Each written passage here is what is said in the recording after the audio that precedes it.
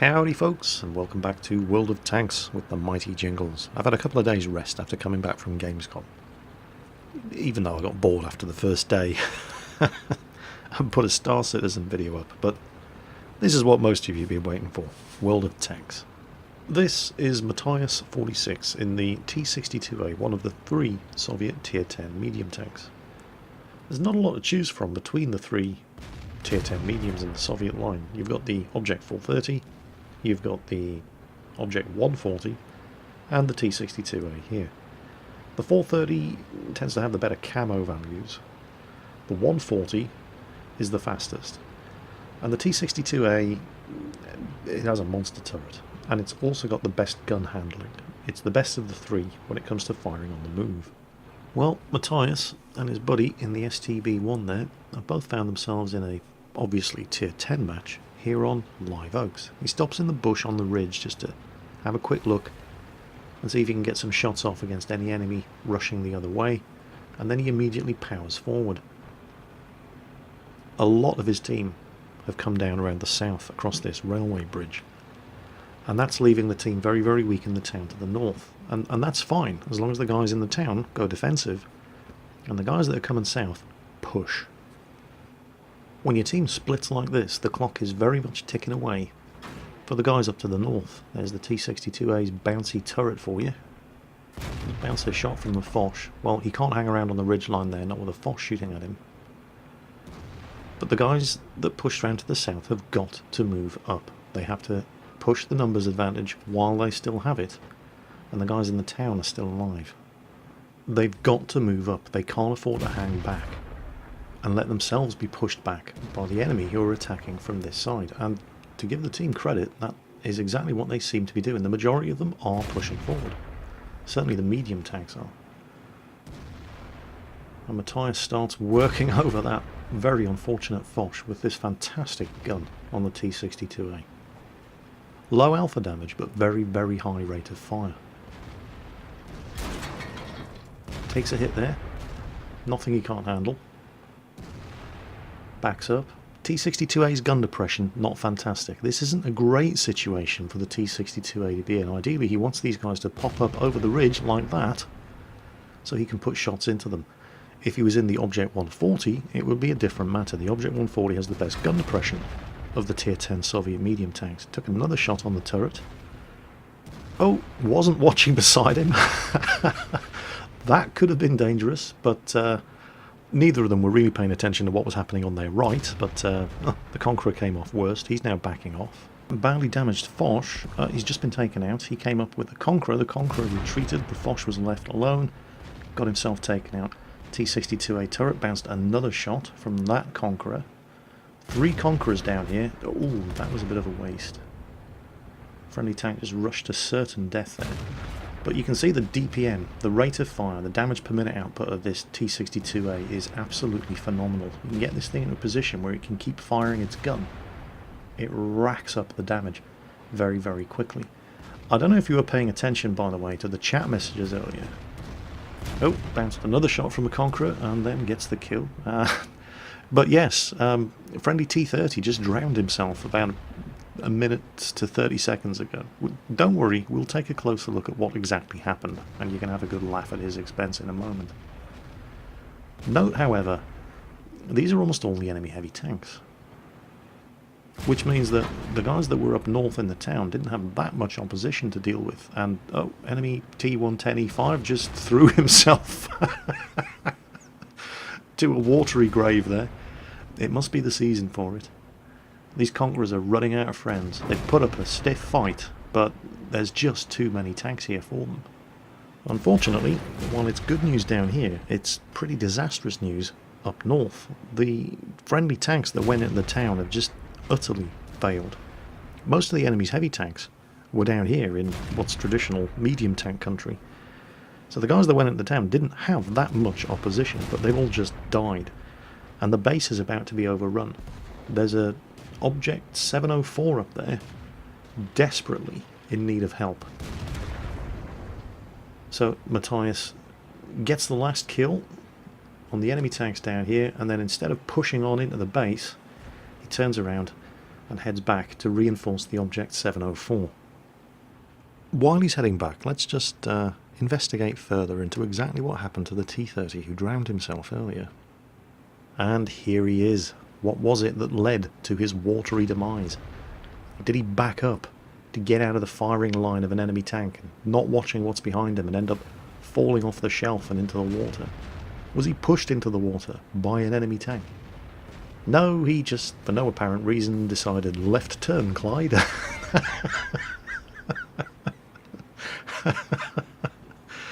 and drove himself off the edge. Oh well. We now take you back to our regular programming. And before you laugh at him too much, remember, the enemy T110E5 did exactly the same thing, and he's tier 10. Well, Matthias is almost back in view range, although he stops to take a pot shot at a tank destroyer who is not in line of sight, but he's almost... There we go. These are the iron behemoths who swept all before them in the town. Tier 8s. There's even a tier 7. There's a T43 over there. He shouldn't even be in this game. Alright, there's an E100 with them, but these guys are all on full health. So basically the guys that went into the town just complained a lot, died and did nothing useful. So, fresh from killing everything down at the southern end of the map and leaving the remainder of the guys that went south to sweep through into the enemy base, Matthias has now had to turn around, come back and work base defence. He's not alone, there's an Object 704 with him. Well, he's killed the T-43, that means the Tiger II, the IS-3 and the E-100, and at least, well, somebody's sitting in the cap circle. They need to get eyes on whoever it is in the cap. So the Object 704's moving up. Matthias moves up as well. And there's the IS-3, there's the E-100, and there's the Tiger II. Everybody's shooting at the object as he exposes himself to get the cap reset off against the E-100, but he does it, he manages it. Next easiest kill is the Tiger II. To stay on this side of the railway track, impervious to fire from the other side, well, the object's just finished off the Tiger II. The E-100 at the moment is angled pretty well against Matthias's T-62A, but the Object 704 is going wide. Matthias's turret bounces a shot from the E-100. E-100 driver now has to make a choice. He can only angle his tank against Matthias or the Object 704, and obviously he doesn't want to die in one shot, so he's angling against the Object 704, but that's just making him an easy kill for Matthias. One more shot should do it. Bingo. Unfortunately, well, there's lots of bad news and not a lot of good news. Matthias is critically low on ammunition. And all the tanks that went south across the railway line with him, well, as soon as Matthias turned around and rushed back to base to defend, they all died one by one. They got outplayed just as comprehensively as all the friendly tanks that went into the town at the beginning, which means that Matthias and this Object 704 are the only two left alive in his team. It's 2v6. You'll notice Matthias would keep flicking glances back over his shoulder and looking south down that railway line. He's expecting enemy tanks to come charging up there. Right now the only thing they can see is the IS-3. And he's on a timer here. They need to kill this guy, so he can't spot them. 704 lands a big old hit on him, that's good. Matthias is spotted, and then, uh-oh. Okay, that just changed things drastically. There's an enemy Object 704, has just killed our Object 704, and he's almost on full health. Matthias takes a blind shot. You'll note he is now out of his standard ammunition, APCR, on tier 10 mediums. Now he's down to his stock of high explosive anti-tank premium ammunition. After that, he's got a couple of rounds of high explosive. Now the T-62A is a pretty low profile tank, so he's using as much of this embankment to keep him shielded from that Object 704 as he possibly can. He misses. Come on, come on. But look at how quickly this thing reloads. Well, his turret didn't bounce that one. He cannot afford to take another hit. He pumps another one into the object. The IS-3's coming out. He's got to kill this guy. Bounce the shot from the IS-3 in the turret. There are tanks behind him. There's an object right up there in front of him. He's got an Object 704 and a frickin' Death Star bearing down on him. But watch this. Blows his tracks off. uses him as cover from the Object 704. And the thing about the rapid rate of fire on the 100mm gun on the T62A is that if the T62A wants you to stay tracked and in one position, you're going to stay tracked and in one position. Textbook takedown of the FV215B183. 704 fires and misses. Make this shot count. He's only got 4 shots left. Everything's going to depend on how much health the Rheinmetall Ballsig and the mouse have. Oh, you can't afford to go wasting shots like that when you only have 3 shots left. Kills the Object 704. He now has 2 rounds of high explosive ammunition left. He's the last tank left alive on his team. He's got 8 kills. Where's the mouse? Where's the Rheinmetall Ballsig? And how much health do they have left? Well, there's good news and there's bad news. Bad news first. There is no good news. Well, he might at least be able to kill the Rheinmetall Ballsig. If he hits it in the gun shield with high explosive, he might be able to do enough damage to... okay, so he can't kill the Rheinmetall Ballsig. So what are his options now? He's got no ammunition. Well, he can't ram them to death because he's got no health and one of them's a mouse. He can't shoot them to death because he's got no ammunition. He can't run away and hide because they're sitting in the cap circle and there's plenty of time left for them to cap. So he decides to do the honourable thing, shows himself, and gives them a kill. I feel pretty comfortable saying that's probably one of the worst things I have ever seen in World of Tanks. Ace tanker, Radley Walters medal, high caliber, top gun, 146,000 credits earned, 1,844 base experience, almost 11,400 damage done, 3,500 damage blocked by armour. He took 13 hits, he bounced 8 of them, and it's just not enough, is it? Ah, but Jingles, when he was here, he should have done this, and he should have done this, and yeah, well, when you were being conceived, your father should have worn a condom, but nothing ever works out the way it should, does it? You can't reasonably expect him to have done more. I can point to 2/3 of his team who could be reasonably expected to have done more, but they didn't, and so Matthias has to walk away from an 1,800 base experience defeat, knowing that he did the best he could. This replay was sent in by the Von HD. He's the guy in the ARL 44. He's a Swedish player, and he seems like a nice chap. These two A20s are definitely not. Between them, they have 40% and 44% win ratings. Plays like these are the reasons why your team loses. There's the other one. Look at that. 92 average XP per battle, 27 average damage per battle. These guys do not play World of Tanks to kill tanks. They're professional griefers. You know, whenever people say stats don't matter, I point to arseholes like this. 40 and 44% win rating, 27 and 47 average damage done per battle. It's an extreme example, but seriously, stats don't matter? You must be new here.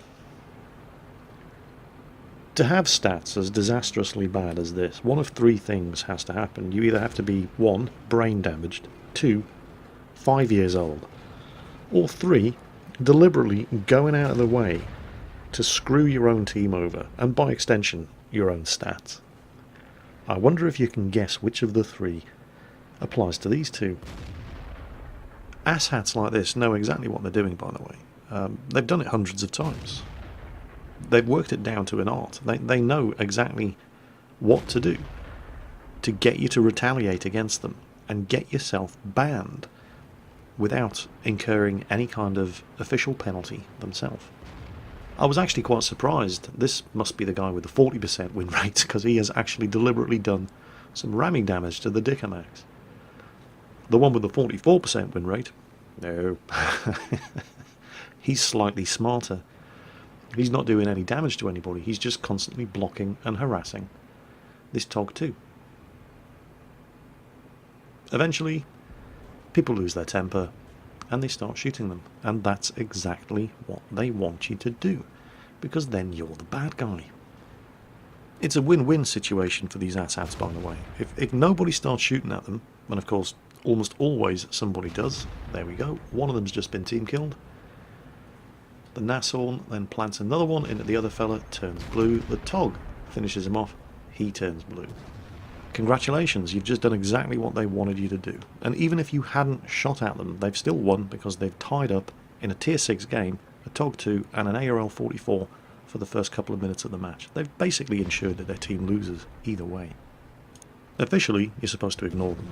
What you definitely shouldn't do is shoot at them, because that's exactly what they want you to do.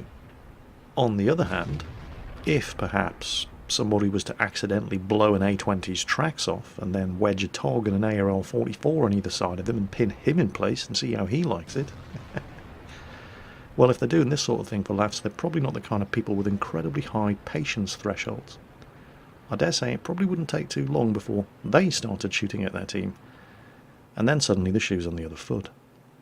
Just making suggestions. Well, from one troll platoon at the shallow end of the gene pool to a troll platoon at the other end of the gene pool, and it's not what you think. That is a KV-2, and that is a Tier 10 game. He's platooned up with a Leopard 1 and a Jagdpanzer E100. But it's not what you think. The guy driving the KV-2 is Macus Flash, and he's an arsehole. He's an arsehole. He, on purpose, knowing exactly what was going to happen, platooned up with 2 Tier 10 tanks in a KV-2. But, as I have said in the past, if you're going to be an arsehole, then be an arsehole. But be the best damn arsehole anybody has ever seen. Don't be an arsehole and then try to pretend you're not being an arsehole, because then you're a pussy. Oh, this is starting to turn into the arseholes, pussies and dicks speech from Team America. Let's not go there. Let's just say that Flash here knows exactly what he's doing. This is not the first time he's done this, and I sincerely hope it's not going to be the last time he does this, because right here in a Tier 6 heavy tank he has just already done, with his first shot fired in a Tier 10 game, more damage than most Tier 10 tanks do in Tier 10 games, and he's not going to stop there.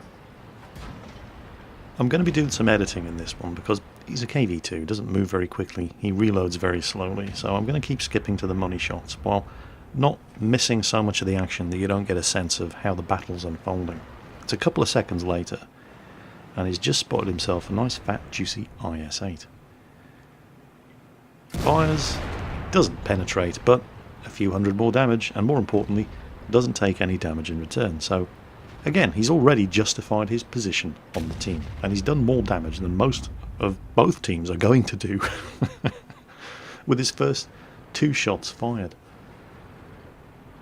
I mean, he's fired 2 shots. He's already done better than a Leopard, a Batchat, and an Indian Panzer.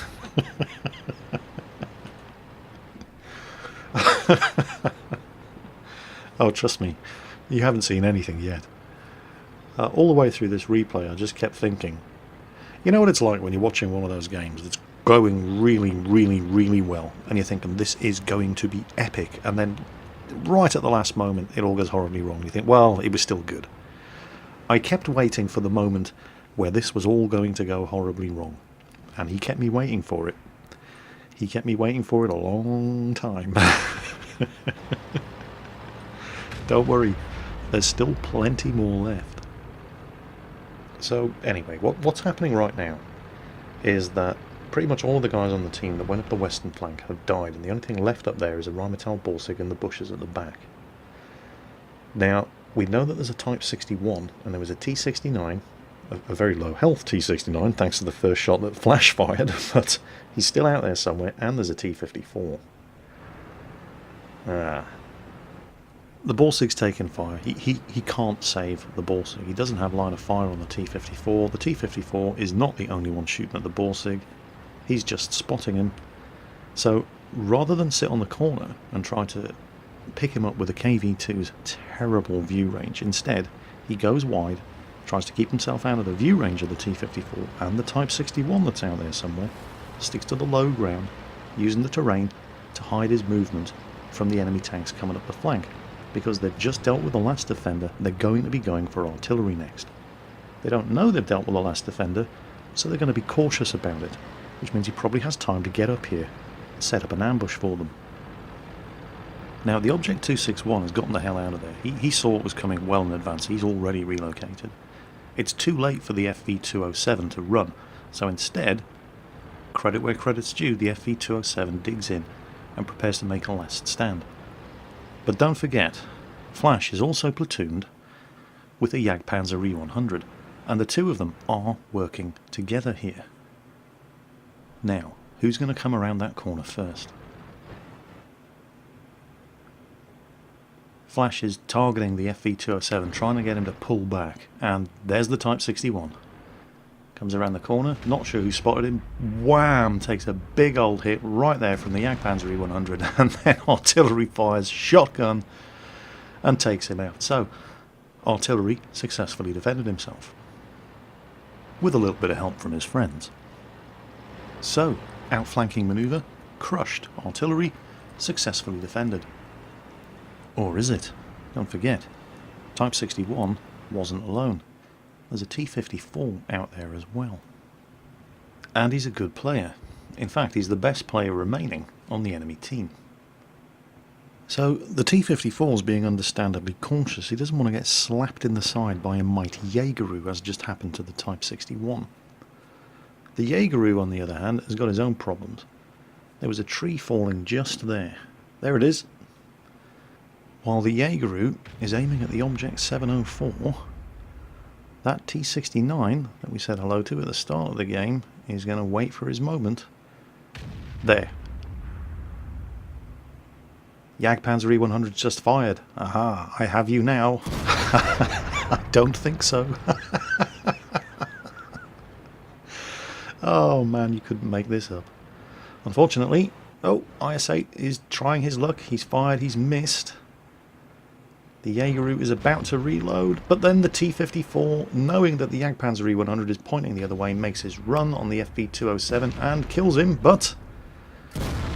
well, that was unfortunate. The Jagdpanzer E100 has killed the IS-8. The Jagdpanzer E100 actually has a monster game here. He's just nailed two tanks with two shots. First the Object 704, then the IS-8, but now he's been pinpointed for artillery by the Rheinmetall Borsig. The Jaegeru can't move out from behind that rock, because if he does, artillery will nail him. Also, quite worryingly, nobody knows where the Jagdpanther 2 is, and this flank has been very, very quiet. And there he is. Now, oh, this is not going well. The Jaegeru's taken hits, he's got a Jagdpanther 2 behind him, and the KV-2 is coming over the hill trying to help him out. The Object 261 is aiming at the Jagdpanther 2, trying to help him out. But it's just not enough. KV-2, strong tank, but not a very fast tank. So it's 4 against 2, and one of them's a Tier 6 heavy. Ah, but it's not any old Tier 6 heavy. It's a KV-2.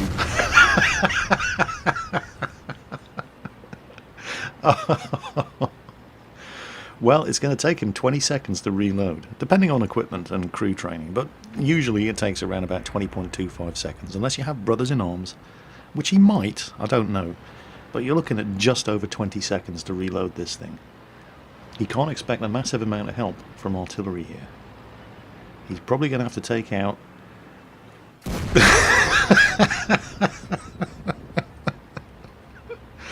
all too easy. And what's enemy artillery doing? Oh, there we go. Oh, wow, me and my big mouth. Well, minimal damage. Minor high explosive damage. Didn't even blow his tracks off. Took some damage. Where's the Rheinmetall Borsig? Oh, there he is. Oh, have we reloaded?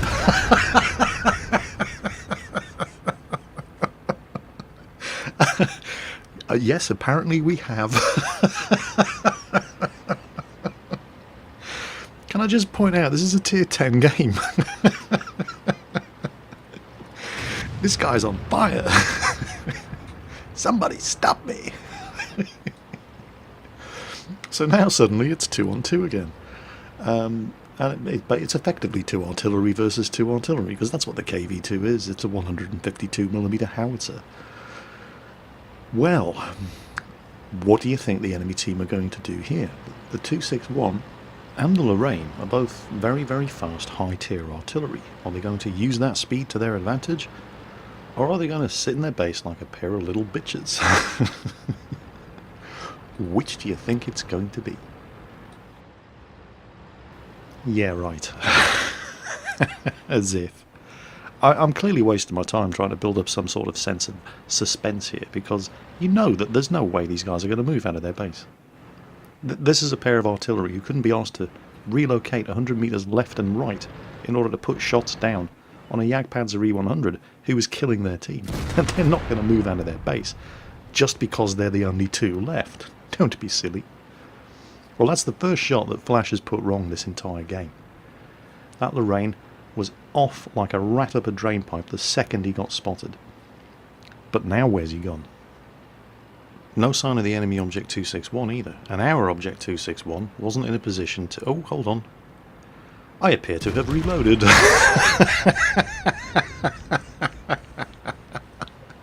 Another kill. And the butthurt whining, the tears of impotent rage that you're going to see in chat from that Lorraine driver just makes it all the more sweet. I love it when people get outplayed and then get mad about it.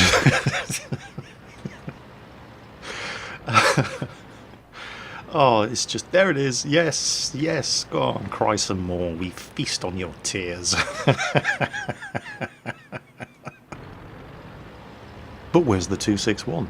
Is he being sneaky, or is he sitting in the exact same predictable position? Flash aims, but he's firing high explosive, and high explosive does not penetrate obstacles. He clearly hadn't sacrificed enough dissidence to Stalin for that shot to land on target, but he moves up, gets under the 261's firing arc, and look this way, that's it, look over here.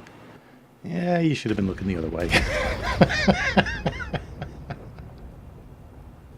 I told you it was going to be epic.